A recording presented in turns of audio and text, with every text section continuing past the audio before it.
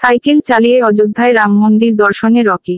পেশায় কাঠমিস্ত্রির কাজ করেন রকি বাগদি। অন্য কোন যানবাহনে যাওয়ার মতো তার ইচ্ছে থাকলেও সমর্থ নেই। জানুয়ারির মাসের 22 তারিখ উদ্বোধন হবে অযোধ্যার রাম মন্দির।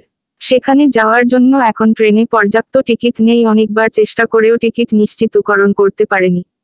তাই সাইকেল চালিয়ে অযোধ্যার উদ্দেশ্যে রওনা দিলেন মুর্শিদাবাদের কান্দি থানার অন্তর্গত জীবন্তীর উগ্র ভাটপাড়া এলাকার রকি বাগদি। আজ তিনি সাইকেল নিয়ে অযোধ্যার উদ্দেশ্যে রওনা দেন। তিনি সাইকেল চালিয়ে 22 তারিখের আগেই অযোধ্যায় পৌঁছানোর চেষ্টা করবেন তিনি বলে জানিয়েছেন। শোভাযাত্রার মধ্যে দিয়ে তার সাইকেলে চেপে অযোধ্যা যাত্রা শুরু হয়। এই যাত্রায় খুশি প্রতিবেশীরা।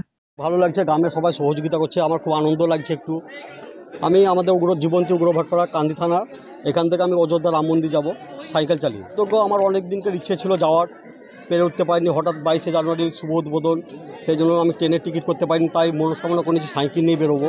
আমি এমনি কাঠের পালিশের কাজ করি। গ্রামবাসীর উদ্দেশ্যে বলছি, গ্রামবাসীরা খুব সহযোগিতা করছে। গ্রামবাসীদেরকে বলবো গাছ লাগাও, আমাদের পৃথিবী বাঁচাও। একটা সোশ্যাল মিডিয়া চাইছে, এটা সবারই গ্রামের ভালোর জন্য প্রার্থনা করব ওখানে গিয়ে। তিনি একটা ছোট্ট কাঠের কারখানায় পালিশের কাজ করে। তার আজকে হৃদয়ে যে আকাঙ্ক্ষা জেগেছে, সাইকেলে করে 850 কিলোমিটার রাস্তা অযোধ্যা রাম মন্দির পৌঁছবো। সবথেকে বড় পাওনা হচ্ছে এটাই, তার বুকের সাহস বা মনের জোর।